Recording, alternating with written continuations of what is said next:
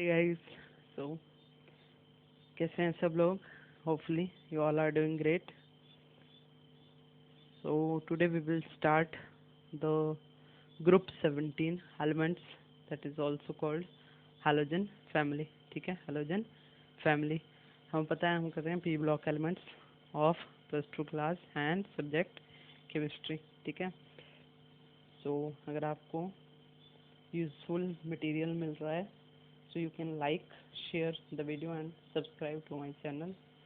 Okay, so today we will discuss halogen family और इसके साथ साथ हम और कौन से करेंगे आपकी नोबल गैसेस. ठीक है, उसमें उतना ज़्यादा नहीं है, इसमें से काफ़ी कुछ रिड्यूस हो गया सिलेबस. सो हम इम्पोर्टेंट टॉपिक्स को ही कवर करेंगे और क्वेश्चंस को. Okay, so with this let us start. First of all, the name of halogen. ठीक है, the name of halogen is a Greek word जिसका मीनिंग होता है मीनिंग सी सॉल्ट फॉर्मिंग.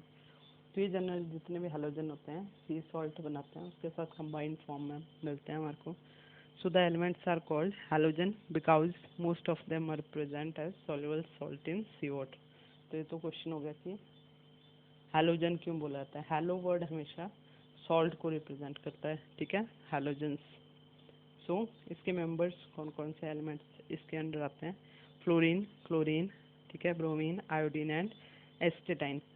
तो ये आगे इम्पोर्टेंट इसके members. Next, now general electronic configuration of the halogen family. तो इनकी जो जनरल इलेक्ट्रॉनिक कन्फिग्रेशन आती है वो आती है NH2 NP5. हमें पता है टोटल इनमें कितने आउटर मोस्ट वैलेंस इलेक्ट्रॉन आएंगे, वो आएंगे आपके 7. ठीक है, तो मतलब इनको अपना ऑक्टेट को कंप्लीट करने के लिए ओनली 1 इलेक्ट्रॉन चाहिए. ठीक है, सिंगल. तो जैसे इसके पास एक आएगा P6 हो जाएगा, तो ये बन जाएगी NH2 NP6, मतलब 8 इलेक्ट्रॉन इसके पास हो जाएंगे. तो नोबल गैस इलेक्ट्रॉनिक कन्फिग्रेशन को एक्वायर करने के लिए इसको सिर्फ एक इलेक्ट्रॉन चाहिए. ठीक है, तो यहीं से इसका फिर एक और चीज़ सामने आती है that these are quite reactive in nature. बहुत ज़्यादा रिएक्टिव होते हैं. क्यों होते हैं? इसका रीज़न यही है because they need only 1 electron to fulfil their noble gas configuration. ठीक है, और बिकम स्टेबल. सो नेक्स्ट, ये दी हुई है फिर इनकी इलेक्ट्रॉनिक कन्फिग्रेशन हर एक एलिमेंट्स की. फ्लोरीन हो गया, क्लोरीन, ब्रोमीन, आयोडीन, एस्टेटाइन. ठीक है, ये रहे इनके atomic number 9, 17. For example fluorine का देखो 1s2 2s2 2p5. ठीक है, ऐसे 3s2 3p5 और बढ़ता जाएगा नीचे. So note down all this. Next अब आती है इनकी फिजिकल स्टेट. ठीक है, मतलब हम करेंगे अब इनकी जनरल प्रॉपर्टीज, उसमें से इम्पोर्टेंट देखेंगे. तो सबसे पहले आ गया फिजिकल स्टेट. ठीक है, तो fluorine and chlorine both of these are gases at room temperature, whereas bromine is a liquid. पढ़ा भी हमने the non metal which is liquid at room temperature. तो आता है आपका ब्रोमीन, और मेटल जो होता है वो होता है आपका mercury. now iodine is a solid, whereas जिसका लास्ट एलिमेंट होता है astatine, that is solid and also radio active in nature. ठीक है, तो ये जो इनका नेचर है फिजिकल स्टेट है, इसको हम एक्सप्लेन करते हैं on the basis of magnitude of the van der Waals forces. कितना ज़्यादा है, जिसमें सबसे वीक होगा they are gases like fluorine, chlorine, और जिनमें स्ट्रॉन्ग होगा दे आर सॉलिड. ठीक है, तो इसके अलावा एक चीज़ और ध्यान रखना दैट फ्लोरोस्पर जिसका फॉर्मूला होता है CF2 and cryolite Na3AlF6. Important है, बाई चांस MCQs में पूछ लिए जाते हैं. They are the chief mineral of fluorine. Okay, next आता है आपका केमिकल प्रॉपर्टी में से भी देखेंगे कुछ एक. ठीक है, अब तो फिजिकल में देखेंगे इलेक्ट्रॉन गेन एंथैल्पी. ठीक है, हमें पता है इलेक्ट्रॉन गेन एंथैल्पी क्या होता है? एनर्जी जो इलेक्ट्रॉन गेन करने पे रिलीज होती है. ठीक है, तो ये होती है आपकी इलेक्ट्रॉन गेन एंथैल्पी. तो halogens have very high values of negative electron gain enthalpies. ठीक है, ये ऐसी कौन सी एनर्जी होती है जब इलेक्ट्रॉन गेन किया जाता है उस टाइम। तो हैलोजेंस की क्वाइट हाई होती है वैल्यू, उसका ध्यान रखना, एक क्वेश्चन आता है एग्जाम में, तो इनकी काफ़ी हाई वैल्यूज होती हैं, लेकिन हाई का मतलब ऐसे नहीं पॉजिटिव में, नेगेटिव में बहुत नीचे तक जाते हैं, मतलब इनको बहुत कम एनर्जी चाहिए होती है इलेक्ट्रॉन को गेन करने के लिए। ऐसा क्यों, हमें पता है इनकी इलेक्ट्रॉन कन्फिग्रेशन कहते हैं NS2 NP5, तो इनको they just need only 1 electron to fulfil the noble gas electron configuration. तो उसको तो बिना सोचे ही ले लेंगे इलेक्ट्रॉन को एकदम से, तो उसमें कोई एनर्जी लगेगी नहीं, मतलब यह बोलने का। तो बहुत ज़्यादा नेगेटिव वैल्यू आती है उसकी, ठीक है, मतलब बहुत लो एनर्जी रिक्वायर्ड होती है। ओके, तो इसका रीज़न क्या है, इसका रीज़न क्या आता है, अगेन जो मैंने अभी एक्सप्लेन किया आपको, ठीक है। They have very they have valence shell electron configuration, जो मैंने आपको अभी बताई थी ये। तो इनको एक इलेक्ट्रॉन चाहिए होता है जिसको इजीली एक्सेप्ट कर लेते हैं, so they have negative electron gain enthalpy, ठीक है। नेक्स्ट इलेक्ट्रोनेगेटिविटी, ठीक है। तो इलेक्ट्रोनेगेटिविटी जैसे आपको ऑलरेडी मैंने बताया, इलेक्ट्रोनेगेटिविटी क्या होता है, इलेक्ट्रॉन को अट्रैक्ट करने की जो एबिलिटी होती है, उसमें जो एनर्जी यूज़ होती है उसको बोलते हैं इलेक्ट्रोनेगेटिविटी, ठीक है। तो हैलोजन जो होते हैं they have highest values of electronegativity. इसका एग्जांपल फिर स्टार्ट करते हैं। फ्लोरीन का हमें पता है, name the element which has highest electronegativity, the answer will be fluorine, ठीक है। तो ऐसे बाकी मेंबर्स की भी होती है। इसका रीज़न क्या है, अगेन द सेम, ठीक है। सबसे पहले इनका जो एटॉमिक साइजेस हैं हैलोजेंस के, वो पूरे पीरियड में सबसे कम होते हैं, ठीक है। सेकेंड चीज, they required only 1 electron to acquire a noble gas configuration, ठीक है। So they have maximum electronegativities. Okay, so next ये आती है अब इनकी केमिकल प्रॉपर्टी में ऑक्सीडेशन स्टेट, ठीक है। तो जैसा हमें पता है, एक तो स्मॉलर साइज होता है इनका, ऊपर से इनकी इलेक्ट्रोनेगेटिविटी हाई होती है, तो एकदम से दूसरों से इलेक्ट्रॉन अट्रैक्ट करते हैं अपनी तरफ को, जिसके कारण इन पे ज़्यादातर जो ऑक्सीडेशन स्टेट आती है वो -1 सबसे कॉमन चलेगी, ठीक है। फ्लोरीन जैसे फ्लोरीन जो होता है सबसे ज़्यादा इलेक्ट्रोनेगेटिव है, तो ये तो मैक्सिमम 99% -1 ही शो करता है, ठीक है। इससे इलेक्ट्रॉन औरों को निकालना ईजी नहीं होता है। बाकी जो होते हैं उनकी डिपेंड करता है उनके पास इलेक्ट्रॉन कौन लेने आ रहा है। अगर उससे ज़्यादा इलेक्ट्रोनेगेटिव होगा तो उसको इलेक्ट्रॉन दे देंगे और उसके कारण उसके ऊपर पॉजिटिव आ सकती है। तो इस तरीके से जो हैलोजेंस होते हैं वो -1 से लेके +7 तक ऑक्सीडेशन स्टेट्स शो कर सकते हैं। +7 तक और +5 क्यों जाती है, due to the availability of 3D electron, valence electron. फिर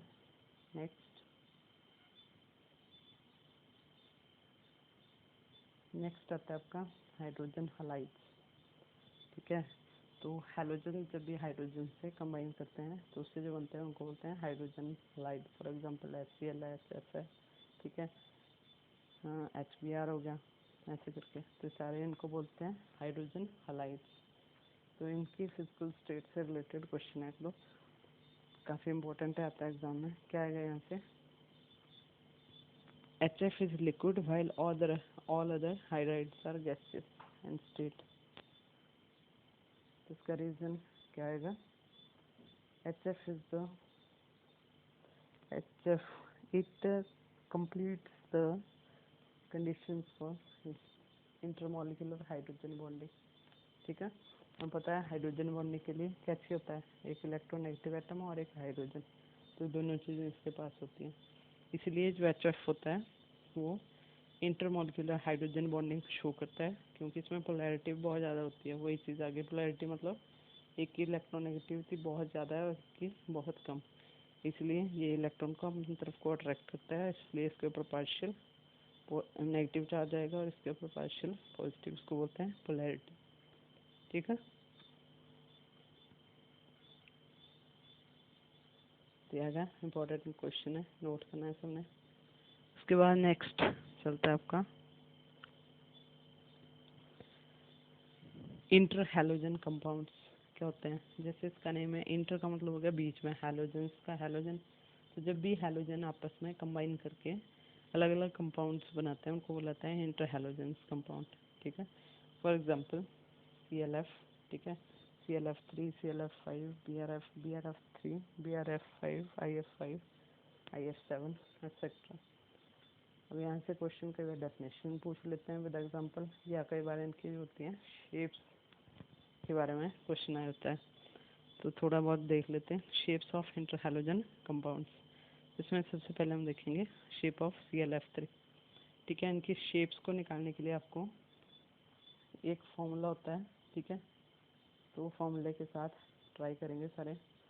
सबसे पहले देखो वैलेंस इलेक्ट्रॉन कितने होते हैं वो लिखेंगे, प्लस जो शेयर्ड पेयर ऑफ इलेक्ट्रॉन है, मतलब कितने इलेक्ट्रॉन। फॉर एग्जांपल ये देखो यहाँ पे BrF3, ये तो इसका वैलेंस इलेक्ट्रॉन वो आ गया हमारे पास। फॉर एग्जांपल हैलोजन में सबके पास 7 ही होंगे, प्लस सेकेंड चीज़ इसके साथ कितने शेयर किए हुए इलेक्ट्रॉन, तो आ गया आपके 3 डिवाइडेड बाई 2, तो यहाँ से निकल जाएगा हमारे पास क्या, total number of electron pairs. उसके बाद निकाल देंगे हम share pair and lone pair, और उसके बाद हमें मिल जाएगी शेप ऑफ द इलेक्ट्रॉन। तो यही चीज़ यहाँ पे अप्लाई करनी है।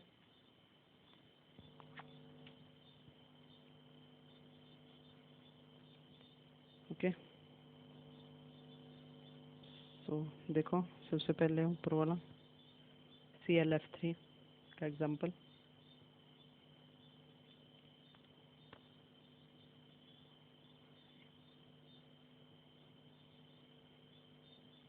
ये आ गया आपका सबसे पहले ऊपर। तो इसमें फर्स्ट केस में क्लोरीन के पास कितने हैं, 7 इलेक्ट्रॉन है, ठीक है, प्लस ClF3, तो F कितने शेयर किया कर रहा है इसके साथ इलेक्ट्रॉन 3, तो 7 + 3 10 हो गया, डिवाइडेड बाई 2 मतलब 5 आ गया। तो 5 आ गया इसमें टोटल पेयर ऑफ इलेक्ट्रॉन, उनमें से 3 जो होगा वो शेयर कर देगा F के साथ, बाकी बच के इसके पास 2 इलेक्ट्रॉन, तो वो रहेंगे एज अ लोन पेयर के फॉर्म, ठीक है। तो बच के 2 लोन पेयर, मतलब 4 इलेक्ट्रॉन है, 2 एज अ लोन पेयर बच के। नेक्स्ट इसकी जो शेप होती है that is of T shape. Next BrF5, तो इसके इसमें 7 + F हो गया 5 आपके, डिवाइडेड बाई 2, 12 डिवाइडेड बाई 2 आ गया 6, ठीक है। 6 में से 5 जो होंगे फ्लोरीन बनाएगा शेड पेयर ऑफ इलेक्ट्रॉन, ठीक है, और एक बच गया आपका लोन पेयर ऑफ इलेक्ट्रॉन। इसकी शेप आ जाएगी पिरामिडल शेप, ठीक है। Next shape of IF7 molecule, तो IF7 में फिर से आयोडीन का हैलोजन है, वैलेंस इलेक्ट्रॉन 7, F7 मतलब 7 इसने शेयर किया है, डिवाइडेड बाई 2, तो बन गया आपका 14 डिवाइडेड बाई 2, ये आ गया आपके पास total 7 pair of electron, out of which जो F7 है इसका मतलब 7 के 7 शेयर किए हुए हैं, तो इसलिए इसमें लोन पेयर जो भी वो नील आएंगे, ठीक है। उसकी ज्योमेट्री जो होती है that is pentagonal bipyramidal, ये आ गया पेंटागोनल और ये आ गया bipyramidal, 1 above the plane and 1 down the plane, okay.